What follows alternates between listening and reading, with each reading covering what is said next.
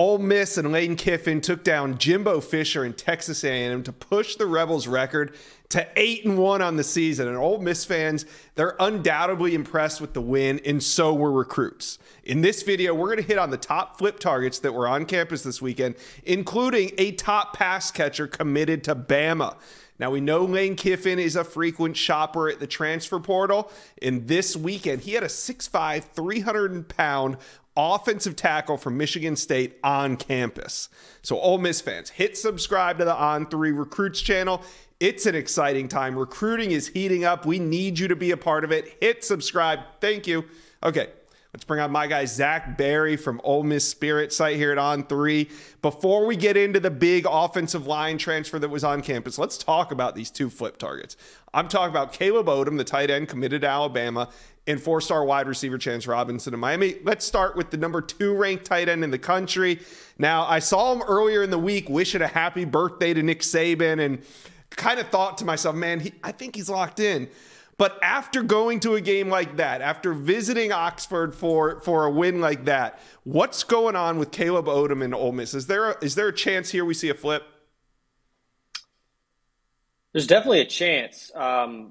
And don't forget, it's back-to-back weekends in Oxford. He was there last weekend for the Vanderbilt game, which you'd think not a huge game to go to. It was a night game, still a great atmosphere. I was in the building. It was still pretty impressive from the Ole Miss fan base to show out like they did against lowly Vanderbilt. But back-to-back weekends, it's still going to be tough to get it done against Nick Saban.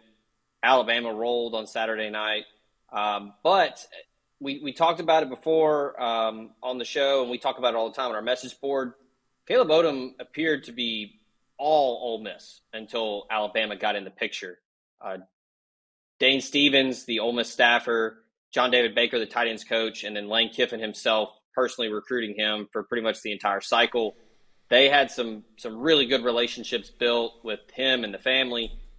And then Nick Saban comes calling, and the rest is history. But back-to-back weekends in town, you mentioned him giving a shout-out to Saban on his birthday. You know, he does all the right things on social media. He interacts a ton with Ole Miss on the Instagram and Twitter and all of that. So, slight sliver of a chance. I think the fit is certainly there. He likes Ole Miss's. I think they were their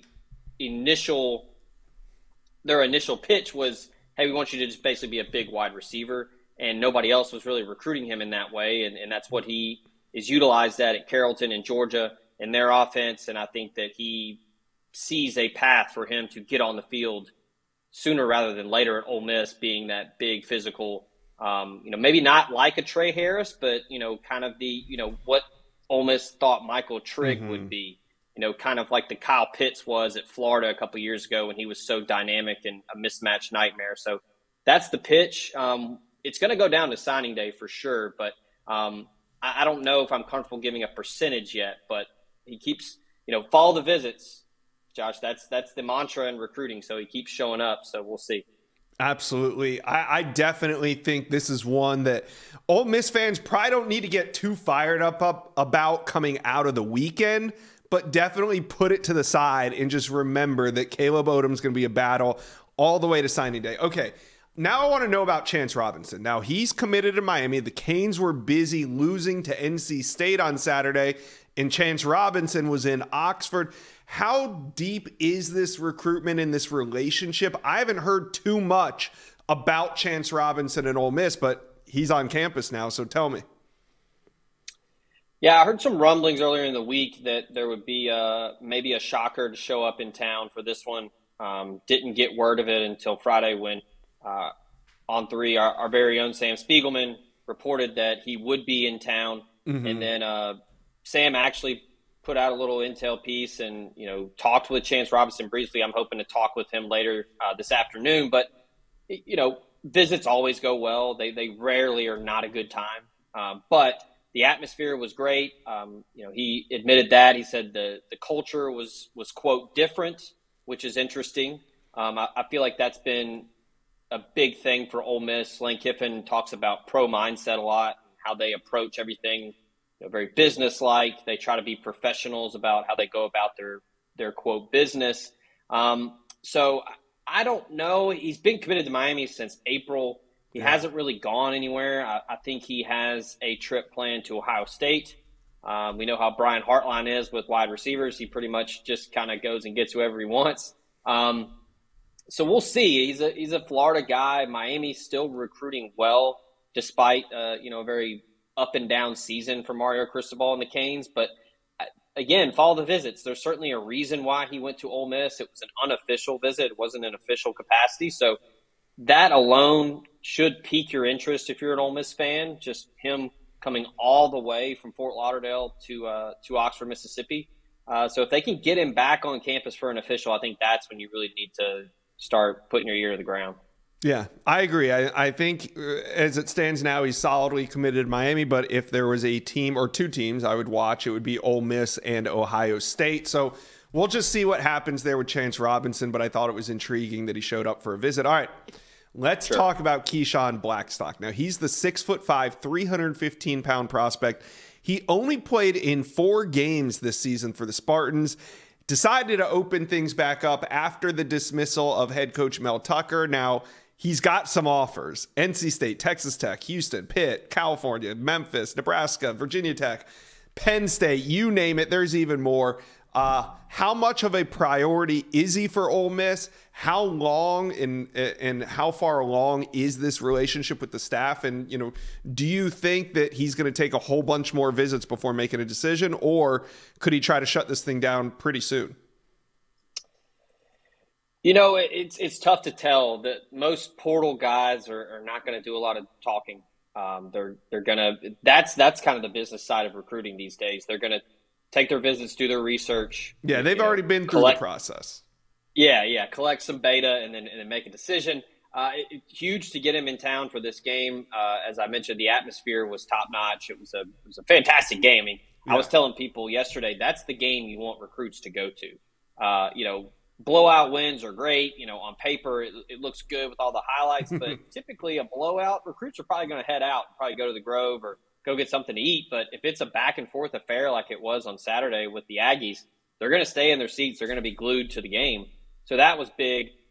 I would think that the emphasis and the timing of bringing him in so quickly shows that Ole Miss is very much intrigued and would, possibly love to add him to the roster. Big physical guy. They're going to need some pieces, either the portal. It's probably going to be like a plug-and-play type pitch here because very rarely do true freshmen get in and play in the SEC at a high level. It's just very tough on the interior. But, yeah, I mean, he's an experienced guy. He was a junior college All-American.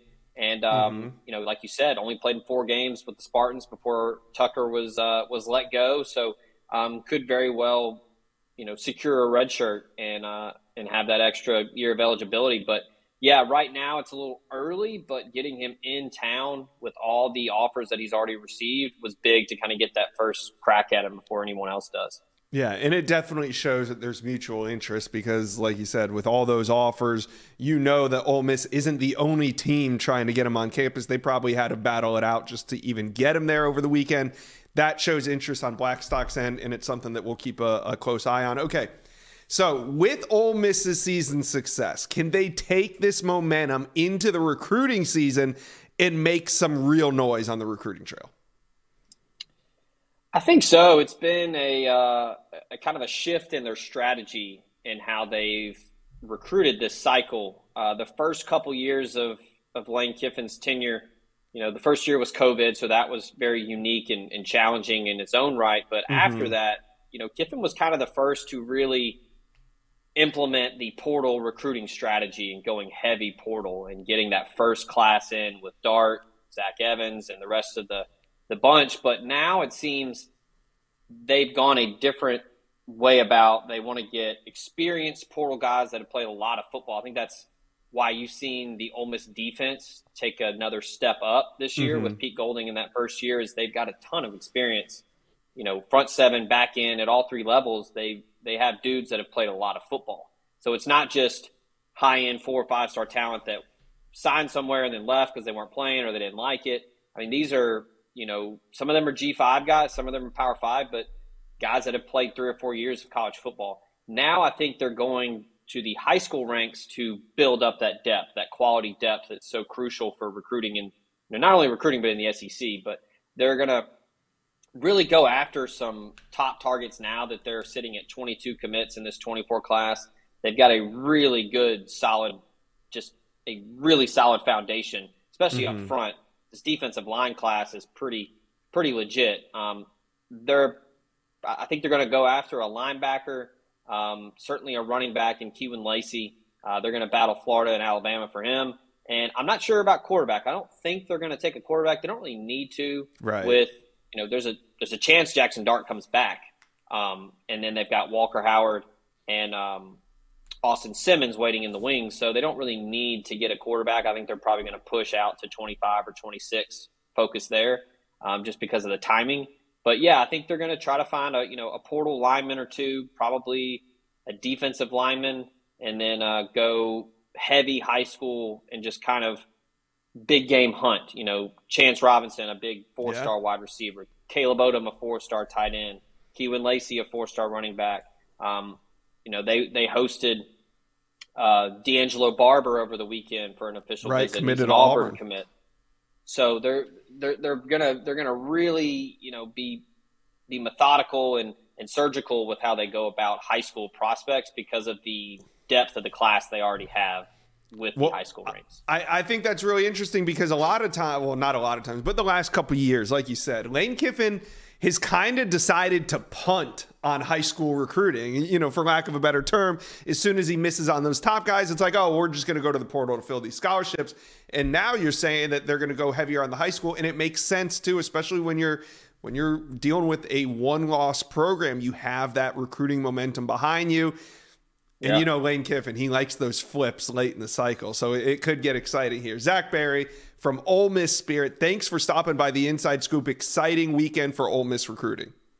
Thank you for watching. If you enjoyed that content, be sure to subscribe to the On3 Recruits channel. We have a new page dedicated only to recruiting. Go ahead and hit that subscribe button right now.